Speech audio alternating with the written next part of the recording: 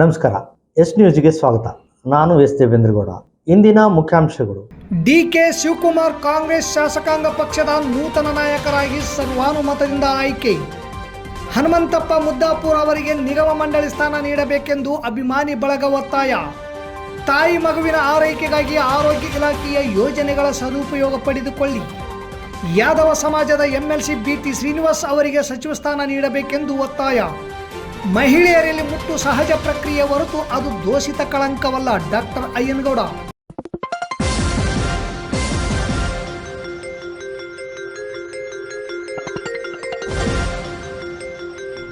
S news, ಇದು ನಿಮ್ಮ ಧ್ವನಿ. ವಾರ್ತೆಗಳ ವಿವರ. ರಾಜ್ಯ ರಾಜಕೀಯದ ಹಲವು ದಿನಗಳ ಕುತೂಹಲಕ್ಕೆ ಅಂತಿಮ ತೆರೆ ಬಿದ್ದಿದೆ. ಕಾಂಗ್ರೆಸ್ ಶಾಸಕಾಂಗ ಪಕ್ಷ ಸಿಎಲ್ಪಿ ನೂತನ ನಾಯಕರಾಗಿ ಕೆಪಿಸಿಸಿ ಅಧ್ಯಕ್ಷ ಡಿಕೆ ಶಿವಕುಮಾರ್ ಸರ್ವಾನುಮತದಿಂದ ಆಯ್ಕೆಯಾಗಿದ್ದಾರೆ. ಇದರೊಂದಿಗೆ ರಾಜ್ಯದ ಮುಂದಿನ ಮುಖ್ಯಮಂತ್ರಿಯಾಗಿ ಅವರು ಅಧಿಕಾರ ಸ್ವೀಕರಿಸುವುದು ಖಚಿತವಾಗಿದೆ. ವಿಧಾನಸೌಧದಲ್ಲಿ ಸೋಮವಾರ ನಡೆದ ಕಾಂಗ್ರೆಸ್ ಶಾಸಕಾಂಗ ಪಕ್ಷದ ಸಭೆಯಲ್ಲಿ ಮುಖ್ಯಮಂತ್ರಿ ಸಿದ್ದರಾಮಯ್ಯ ಅವರು ಶಾಸಕಾಂಗ ಪಕ್ಷದ ನಾಯಕ ಸ್ಥಾನಕ್ಕೆ ರಾಜೀನಾಮೆ ಘೋಷಿಸಿದರು. ಬಳಿಕ ಮುಂದಿನ ನಾಯಕನಾಗಿ ಡಿಕೆ ಶಿವಕುಮಾರ್ ಅವರ ಹೆಸರನ್ನು ಸಿದ್ದರಾಮಯ್ಯ ಪ್ರಸ್ತಾಪಿಸಿದರು. ಹಿರಿಯ ನಾಯಕ ಡಾಕ್ಟರ್ ಜಿ ಪರಮೇಶ್ವರ್ ಅವರು ಈ ಪ್ರಸ್ತಾವವನ್ನು ಅನುಮೋದಿಸಿದರು. ಈ ಸಭೆಯಲ್ಲಿ ಹಾಜರಿದ್ದ ಎಲ್ಲ ಶಾಸಕರು ಕೈ ಎತ್ತುವ ಮೂಲಕ ಡಿಕೆ ಶಿವಕುಮಾರ್ ಅವರ ಆಯ್ಕೆಗೆ ಒಮ್ಮತದ ಬೆಂಬಲ ಸೂಚಿಸಿದರು. ಕೇವಲ 5 ನಿಮಿಷಗಳಲ್ಲೇ ನಾಯಕನ ಆಯ್ಕೆ ಪ್ರಕ್ರಿಯೆ ಪೂರ್ಣಗೊಂಡಿತು. ಸಭೆಯ ನಡುವೆ 10 ನಿಮಿಷಗಳ ವಿರಾಮದ ವೇಳೆ ಎಐಸಿಸಿ ಪ್ರಧಾನ ಕಾರ್ಯದರ್ಶಿ ಕೆಸಿ ವೇಣುಗೋಪಾಲ್ ಅವರು ಮುಖ್ಯಮಂತ್ರಿ ಕಚೇರಿಗೆ ಭೇಟಿ ನೀಡಿದರು. ಈ ಸಂದರ್ಭದಲ್ಲಿ ಸಿದ್ದರಾಮಯ್ಯ, ಕೆಸಿ ವೇಣುಗೋಪಾಲ್ ಹಾಗೂ ರಣದೀಪ್ ಸಿಂಗ್ ಸುರ್ಜೇವಾಲಾ ಅವರೊಂದಿಗೆ ಮಹತ್ವದ ಚರ್ಚೆ ನಡೆಸಿದರು. ಬಳಿಕ ವೇಣುಗೋಪಾಲ್ ಅವರು ಕಾಂಗ್ರೆಸ್ ನಾಯಕ ರಾಹುಲ್ ಗಾಂಧಿ ಅವರಿಗೆ ದೂರವಾಣಿ ಮೂಲಕ ಸಿದ್ದರಾಮಯ್ಯ ಅವರ ರಾಜೀನಾಮೆ ಹಾಗೂ ಹೊಸ ನಾಯಕನ ಆಯ್ಕೆ ಕುರಿತು ಮಾಹಿತಿ ನೀಡಿದರು ಎಂದು ತಿಳಿದು ಬಂದಿದೆ. ಪಕ್ಷದ ಹೈಕಮಾಂಡ್ ಸೂಚನೆಯಂತೆ ಸಂಪೂರ್ಣ ಪ್ರಕ್ರಿಯೆ ಸುಸೂತ್ರವಾಗಿ ನಡೆಯಿತು. ಸಿಎಲ್ಪಿ ನಾಯಕರಾಗಿ ಆಯ್ಕೆಯಾದ ಬಳಿಕ ಡಿಕೆ ಶಿವಕುಮಾರ್ ಅವರು ಪಕ್ಷದ ಪ್ರಮುಖ ನಾಯಕರೊಂದಿಗೆ ರಾಜಭವನಕ್ಕೆ ತೆರಳಿ ರಾಜ್ಯಪಾಲರನ್ನು ಭೇಟಿ ಮಾಡಲಿದ್ದಾರೆ. ಈ ವೇಳೆ ಸರ್ಕಾರ ರಚನೆಗೆ ಹಕ್ಕು ಮಂಡಿಸುವ ಸಾಧ್ಯತೆ ಇದೆ. ಎಲ್ಲವೂ ನಿರೀಕ್ಷೆಯಂತೆ ನಡೆದರೆ ಬರುವ ಬುಧವಾರ ಡಿಕೆ ಶಿವಕುಮಾರ್ ಅವರು ಕರ್ನಾಟಕದ ನೂತನ ಮುಖ್ಯಮಂತ್ರಿಯಾಗಿ ಪ್ರಮಾಣ ವಚನ ಸ್ವೀಕರಿಸಲಿದ್ದಾರೆ. ಇದರೊಂದಿಗೆ ರಾಜ್ಯದಲ್ಲಿ ಕಾಂಗ್ರೆಸ್ ನೇತೃತ್ವದ ಹೊಸ ಸರ್ಕಾರದ ಆಡಳಿತ ಅಧಿಕೃತವಾಗಿ ಆರಂಭವಾಗಲಿದೆ. ಪ್ರಿಯ ಪಾಲಕರೇ, ನಿಮ್ಮ ಮಕ್ಕಳ ಉಜ್ವಲ ಭವಿಷ್ಯಕ್ಕಾಗಿ ಕೇಂದ್ರ ಮತ್ತು ರಾಜ್ಯ ಸರ್ಕಾರದಿಂದ ಮಾನ್ಯತೆ ಪಡೆದಿರುವ ಸನ್ರೈಸ್ ಗ್ರೂಪ್ ಆಫ್ ಇನ್ಸ್ಟಿಟ್ಯೂಷನ್ ಹಾಗೂ D pharmacy, nursing, paramedical college Sindhanur ಸಂಸ್ಥೆಗೆ ಹಿಂದೆ ಭೇಟಿ ನೀಡಿ ಆರೋಗ್ಯ ಕ್ಷೇತ್ರದಲ್ಲಿ ನಿಮ್ಮ ಭವಿಷ್ಯವನ್ನು ನಿರ್ಮಿಸಿಕೊಳ್ಳಿ.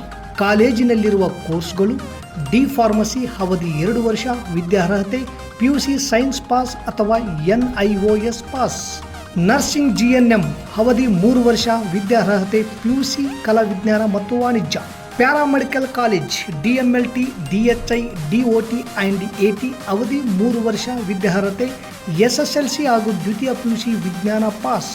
ಈ ಸಂಸ್ಥೆಯ ವಿಶೇಷತೆಗಳು: ಅನುಭವಿ ಹಾಗೂ ನುರಿತ ಉಪನ್ಯಾಸಕರಿಂದ ಬೋಧನೆ, ವಿದ್ಯಾರ್ಥಿಗಳಿಗೆ ಪ್ರಾಯೋಗಿಕ ಹಾಗೂ ವೈದ್ಯಕೀಯ ಕಲಿಕಾ ಅನುಭವವನ್ನು ಹೆಚ್ಚಿಸುವ ಉದ್ದೇಶದಿಂದ ಸಿಂಧನೂರು ಪಟ್ಟಣದ ವಿವಿಧ ಆಸ್ಪತ್ರೆಗಳಲ್ಲಿ ವೈದ್ಯರು ಮತ್ತು ಹಿರಿಯ ನರ್ಸ್ಗಳ ಮಾರ್ಗದರ್ಶನದಲ್ಲಿ ಪ್ರಾಯೋಗಿಕ ಕಲಿಕೆ.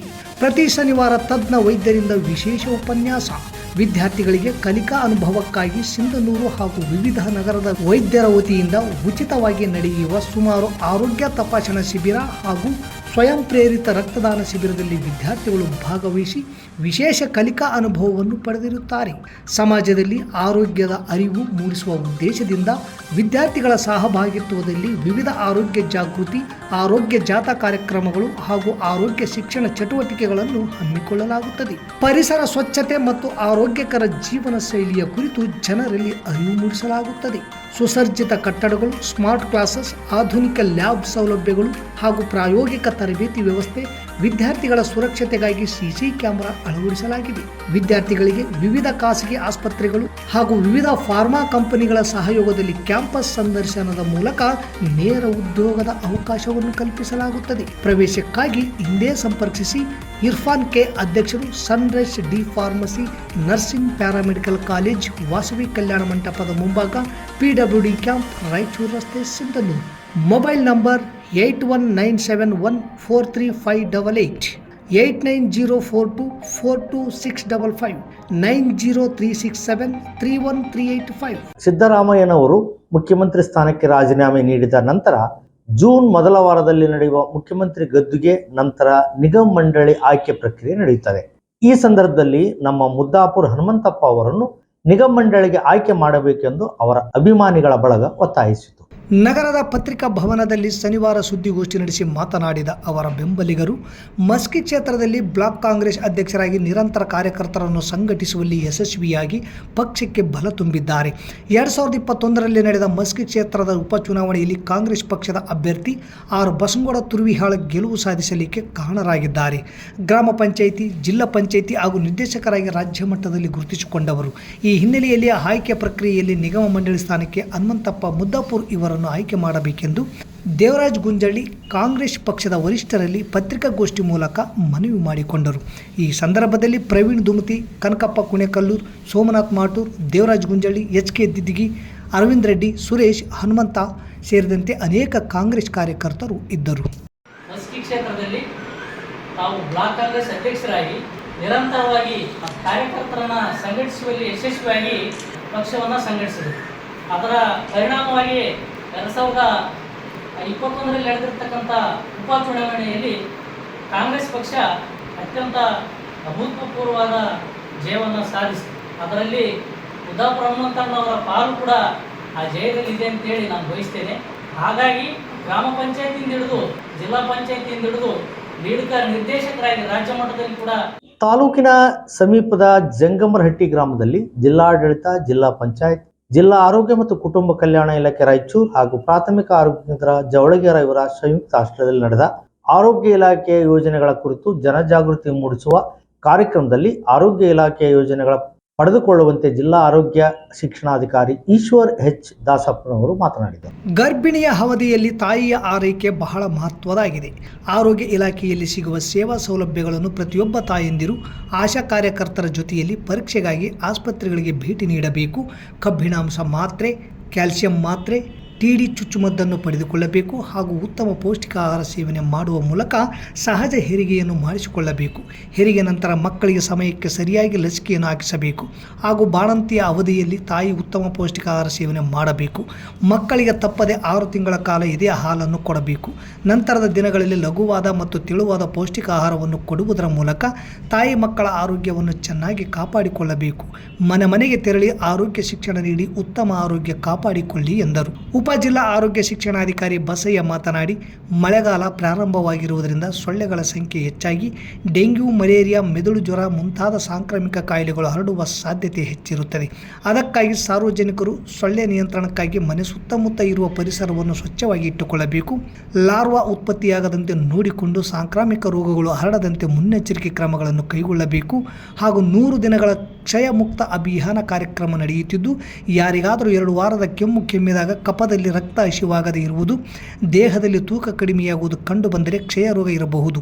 ಕೂಡಲೇ ಹತ್ತಿರದ ಆಸ್ಪತ್ರೆಯಲ್ಲಿ ಕಫ ಪರೀಕ್ಷೆ ಮಾಡಿಸಿಕೊಂಡು ರೋಗ ಖಚಿತಪಟ್ಟರೆ ತಪ್ಪದೆ ಚಿಕಿತ್ಸೆಯನ್ನು ಪಡೆದುಕೊಂಡು ಆರೋಗ್ಯವಂತರಾಗಬೇಕು ಎಂದರು. ಈ ಸಂದರ್ಭದಲ್ಲಿ ಕ್ಷೇತ್ರ ಆರೋಗ್ಯ ಶಿಕ್ಷಣಾಧಿಕಾರಿ ಬಾಲಪ್ಪ ನಾಯಕ್, ಆಶಾ ಕಾರ್ಯಕರ್ತೆ ಶರಣಮ್ಮ, ಅಂಗನವಾಡಿ ಸಹಾಯಕಿ ಸುಜಾತ, ತಾಯಂದಿರು ಹಾಗೂ ಸಾರ್ವಜನಿಕರು ಹಾಜರಿದ್ದರು. ಯಾದವ ಸಮಾಜದ ವಿಧಾನ ಪರಿಷತ್ ಸದಸ್ಯರಾದ BT ಶ್ರೀನಿವಾಸ್ ಅವರಿಗೆ ಸಚಿವ ಸಂಪುಟದಲ್ಲಿ ಸಚಿವ ಸ್ಥಾನಮಾನ ನೀಡಬೇಕೆಂದು ತಾಲೂಕಾ ಯಾದವ ಸಮಾಜದ ಮುಖಂಡರು ಕಾಂಗ್ರೆಸ್ ಪಕ್ಷದ ವರಿಷ್ಠರಿಗೆ ಮನವಿ ಮಾಡಿಕೊಂಡಿದ್ದಾರೆ.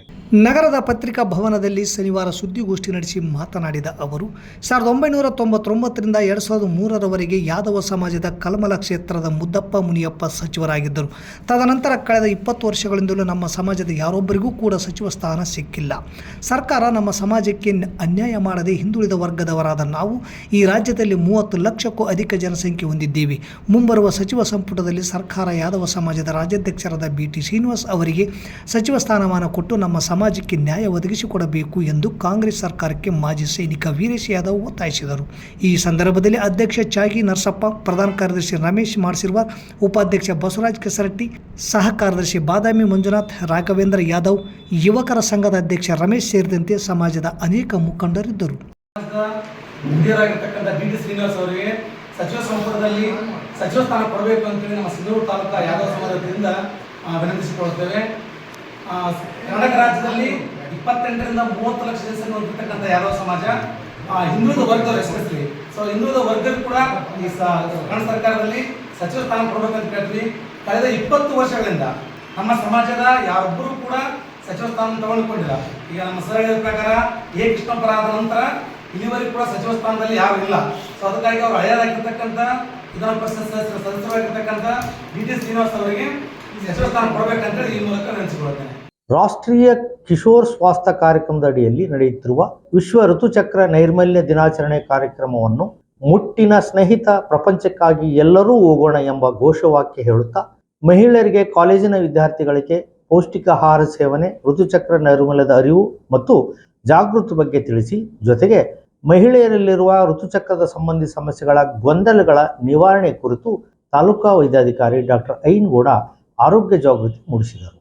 ನಗರದ ಸನ್ರೈಸ್ ಶಿಕ್ಷಣ ಸಂಸ್ಥೆಯಲ್ಲಿ ಜಿಲ್ಲಾ ಆರೋಗ್ಯ ಮತ್ತು ಕುಟುಂಬ ಕಲ್ಯಾಣ ಇಲಾಖೆ ರಾಯಚೂರು, ತಾಲೂಕು ಆರೋಗ್ಯ ಅಧಿಕಾರಿಗಳ ಕಚೇರಿ ಮತ್ತು ತಾಲೂಕಾ ಸಾರ್ವಜನಿಕ ಆಸ್ಪತ್ರೆ ಸಿಂಧನೂರು ಹಾಗೂ ನಗರದ ಸನ್ರೈಸ್ ಕಾಲೇಜ್ ಇವರ ಸಂಯುಕ್ತಾಶ್ರಯದಲ್ಲಿ ಮೇ 29ರಂದು ವಿಶ್ವ ಋತುಚಕ್ರ ನೈರ್ಮಲ್ಯ ದಿನಾಚರಣೆ ಕಾರ್ಯಕ್ರಮ ಹಮ್ಮಿಕೊಂಡು ಮಾತನಾಡಿದ ಅವರು, ಜಿಲ್ಲಾ ಮಾನಸಿಕ ಆರೋಗ್ಯ ಕಾರ್ಯಕ್ರಮದ ಅಡಿಯಲ್ಲಿನ ಸ್ಕಿಜೋಪ್ರೀನಿಯಾ ಕಾಯಿಲೆ ಕುರಿತು ಕಾಲೇಜಿನ ವಿದ್ಯಾರ್ಥಿಗಳು ಹಾಗೂ ಸಾರ್ವಜನಿಕರು ದೈಹಿಕ ಆರೋಗ್ಯದ ಜೊತೆಗೆ ಮಾನಸಿಕ ಆರೋಗ್ಯದ ಸದೃಢತೆ ಕಾಪಾಡಿಕೊಳ್ಳುವಲ್ಲಿ ಕಾಳಜಿ ವಹಿಸಬೇಕು ಎಂದರು.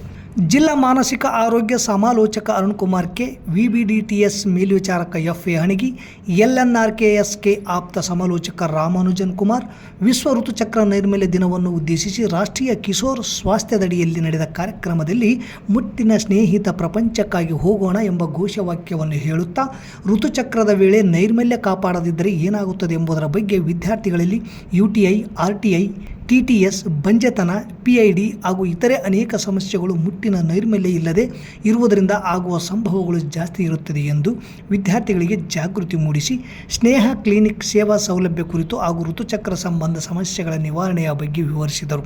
ನಂತರ ತಾಲೂಕು BHO ಅಧಿಕಾರಿ ಗೀತಾ ಹಿರೇಮಠ ಮಾತನಾಡಿ, ಮುಟ್ಟಿನ ನೈರ್ಮಲ್ಯ ದಿನದ ಅಂಗವಾಗಿ ಮುಟ್ಟಿನ ಸ್ನೇಹಿತರಿಗೆ ಪರಿಸರ ನಿರ್ಮಾಣ ಮಾಡುವುದು, ಮುಟ್ಟಿನ ಅವಧಿಯಲ್ಲಿ ಪಾಲಿಸಬೇಕಾದ ಕ್ರಮಗಳ ಕುರಿತು ಸಣ್ಣ ವಯಸ್ಸಿನಿಂದಲೇ ಅರಿವು ಮೂಡಿಸುವುದು, ಮುಟ್ಟಿನ ಉತ್ಪನ್ನಗಳು ಸುಲಭವಾಗಿ ದೊರೆಯುವಂತೆ ವ್ಯವಸ್ಥೆ ಕಲ್ಪಿಸುವುದು, ಮುಟ್ಟಿನ ಸ್ನೇಹಿತ ಮುಟ್ಟಿಗೆ ಸಂಬಂಧಿಸಿದ ಸೂಕ್ತ ಆರೋಗ್ಯ ಸೇವೆಗಳನ್ನು ಒದಗಿಸುವುದು, ಈ ಎಲ್ಲ ವಿಷಯಗಳ ಬಗ್ಗೆ ಹಾಗೂ ವಿದ್ಯಾರ್ಥಿಗಳಲ್ಲಿರುವ ಗೊಂದಲಗಳ ನಿವಾರಣೆಯ ಕುರಿತು ಮಾಹಿತಿ ನೀಡಿದರು. ಇದೇ ವೇಳೆ STS ಅಧಿಕಾರಿ ಯಮನೂರಪ್ಪ, ಸಂಸ್ಥೆಯ ಉಪಾಧ್ಯಕ್ಷ ಇರ್ಸಾದ್, ಪ್ರಾಚಾರ್ಯ ಸಿರಿಲ್, ಸುರೇಶ್ ರೆಡ್ಡಿ, ಗಂಗಮ್ಮ, ಮಂಜುಳಾ, ಕಾಲೇಜಿನ ವಿದ್ಯಾರ್ಥಿಗಳು ಉಪಸ್ಥಿತರಿದ್ದರು. ಯಾವುದೇ ಜ್ವರ ಪ್ರಕರಣಗಳಲ್ಲಿ, ತಲೆನೋವು, ವಾಂತಿ, ಯಾವುದೇ ಪ್ರಕರಣಗಳಲ್ಲಿ ಡೆಂಗ್ಯೂ ಲೈಕ್ ಇಲ್ಲಸ್ ಅಂತ ಏನು ಹೇಳ್ತೀವಿ ನಾವು, ಯಾವುದೇ ಜ್ವರ ಪ್ರಕರಣಗಳಿಗೆ ತುರ್ತಾಗಿ ವೈದ್ಯರಲ್ಲಿ ತೋರಿಸ್ಕೊಂಡು ಟ್ರೀಟ್ಮೆಂಟ್ ತಗೋಬೇಕು. ಯಾಕಂದ್ರೆ ನೀವು ಬೇಗ ಟ್ರೀಟ್ಮೆಂಟ್ ತಗೊಂಡ್ರೆ, ಬೇಗ ಚಿಕಿತ್ಸೆಯನ್ನು ತಗೊಂಡ್ರೆ ನೀವು ಬೇಗ ಗುಣಮುಖರಾಗ್ತೀರಿ.